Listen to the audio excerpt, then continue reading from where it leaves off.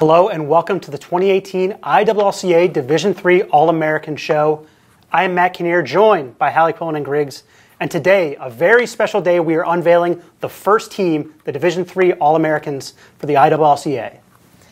57 athletes in total have earned All-America laurels this spring, with 19 landing on each team. We have already unveiled the second and third teams, so be sure to check those lists out at IWLCA.org and in Aisle Women. Without further ado, here is a look at the IWLCA Division III first team starting on the attack. 7 attackers landed on the Division III All-America first team. Dakota Adamak finished the season with 51 goals and 16 assists for Tufts, earning NESCAC Player of the Year laurels. With the recognition, Adamak becomes the first player in program history to earn Conference Player of the Year honors. The junior has earned all-region honors 2 years in a row and averaged over 4.2 points per game in NESCAC play. Kira Bednarski earned her second straight All-Empire 8 and first-team All-Region nod this spring, leading Stevens Institute of Technology with 105 points this spring, including a team-best 61 goals. Kylie Coffey led Trinity as well as the NESCAC with 71 goals this season, totaling 76 points overall in 2018. A first-team All-NESCAC and IWLCA All-Region honoree, she also ranked third on the Bantam lineup with 40 draw controls. Megan Fox finished her sophomore year as York's top scorer as she notched 67 points. Fox is now a 2-time All-CAC selection after being named the league's Rookie of the Year last spring and is a 2-time All-Region honoree as well. Emma McDonough produced a solid junior campaign for Middlebury this season, earning her first All-Conference and second straight All-Region accolade. McDonough posted a team-high 75 points in 2018, tallying a team-best 54 goals. Paige Moriarty departs Franklin and Marshall, a 4-time first-team All-American, breaking the F&M record for career scoring and ending her career with 393 points. She also broke the program's assist record this spring, leaving with 160 to her name. And Chrissy Murphy paced Salisbury offensively this season, leading the goals with 77 points while dishing out a team-best 47 assists. The senior and team captain earned first-team All-CAC and All-Region honors as well. Congratulations to all 7 attackers. Hallie, looking at Franklin and Marshall, we have Paige Moriarty, a record-breaking performance from her. Record-breaking, freshman year, sophomore year, junior year, senior year. I think what's so special about Paige Moriarty is just the career that she's put together for Franklin and Marshall. Really one of the best to ever put that Diplomats jersey on. I remember watching her freshman year in the NCAA Final Four, and she really struck me as a player that instantly jumped into the college ranks, played with a lot of maturity, a lot of poise, to amass 393 points. You know you've done your job and you've done everything you can. So this, a very talented attack lineup altogether, but certainly sad to see the career of Paige Moriarty come to a close. Great. Congrats again to the first team attack. Now here's a look at the Division III first team midfielders. Steph Colson was named a first-team All-Centennial Conference and All-Region this spring, grabbing conference and NCAA tournament MVP honors en route to Gettysburg's second straight NCAA crown. The junior tallied a team-high 76 points on 50 goals and 26 assists to go along with a team-best 53 ground balls and 140 draw controls. Allie Hinson made her impact on both sides of the ball known for Salisbury in 2018, leading the goals in caused turnovers and draw controls while ranking second on the team in ground balls. The captain is also a 2-time first-team All-CAC. Lexi Meager helped guide Cortland to the SUNYAC regular season title as a sophomore, surpassing 100 career points this season for the Red Dragons. The SUNYAC Offensive Player of the Year led the team with 60 goals in addition to dishing out 13 assists, grabbing 68 draws, 34 ground balls, and causing 31 turnovers. And Hollis Perticone grabbed her second straight first-team All-NESCAC honor this spring on the heels of being named the conference's Player of the Year a season ago. The captain grabbed a team-high 150 draw controls to go along with 36 goals and 8 assists. Congratulations to all 4 midfield honorees. Hallie, we have Hollis Perdicone, and she's going to go down as one of the all-time greats at Middlebury. And that's saying a lot. You know, Middlebury, one of the most storied programs really in all of college lacrosse, men's, women's, Division 1, 2, or 3.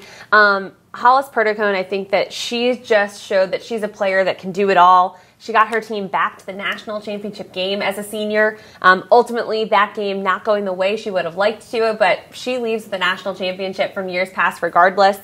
She's the reigning NESCAC Player of the Year. And I think that one thing that really sets her apart is just the little things. You know, in games, I feel like wherever Middlebury really needed help and needed someone to excel, that's where she answered. So offensively, if they were down and they needed some offensive production, she was scoring goals, dishing out assists. If they needed a big draw control, she was coming up with it. She's just that gritty type of player that does everything you can ask of her. So certainly a career that she can be happy to hang her hat on up at Middlebury. Congrats to her and all the midfielders. And we have the defenders and goalie who are going to be making this Division III first-team All-America team. Nicole Clauder led York to its third Elite Eight appearance in the last 4 years, as the Spartans went 15-4.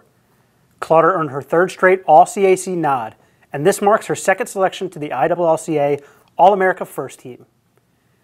Haley Dobbins, the 2018 SUNYAC Defensive Player of the Year, helped Cortland to its 20th consecutive SUNYAC tournament title this spring, leading the team with 57 ground balls, 77 draws, and 38 calls turnovers.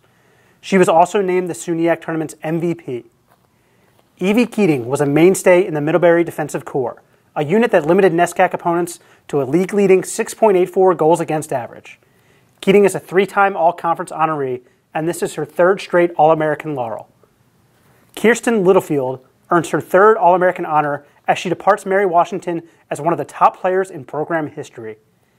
In 2018, she became the first defender to be named Capital Athletic Conference Player of the Year since 2003. Elizabeth Morrison leaves behind a strong legacy at the College of New Jersey, earning her fourth straight All-America honor this spring. Morrison has anchored a Lions defensive unit that has led the nation in scoring defense the past 4 years.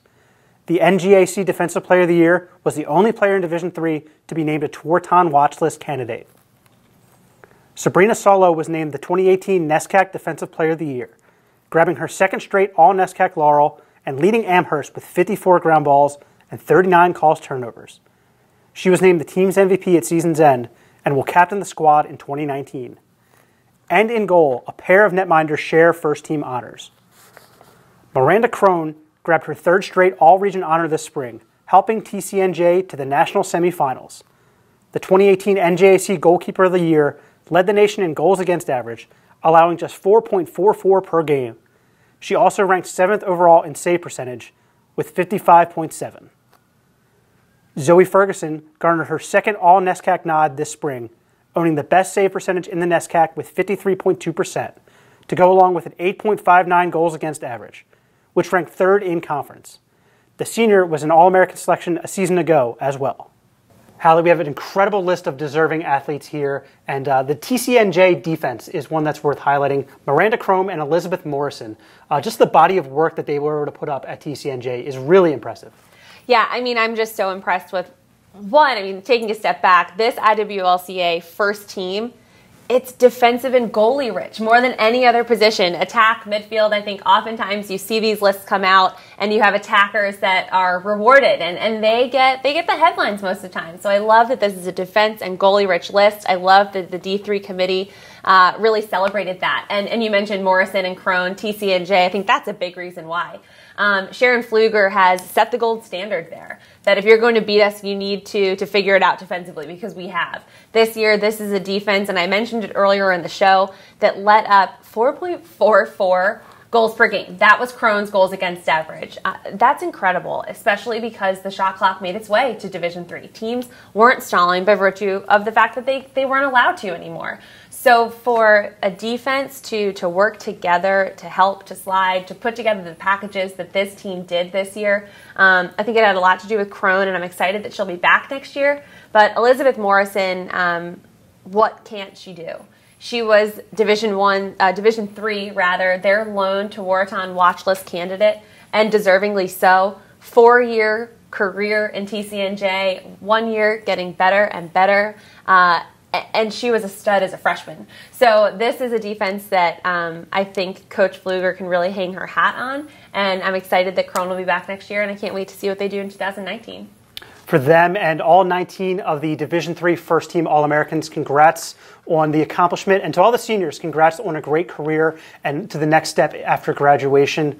Hallie, we still have a lot more to go. We have the Division III attacker, midfielder, defender, and goalie of the year. And for the first time ever, we are going to announce the IWLCA Division III Player of the Year. So be sure to stay with us and stay tuned.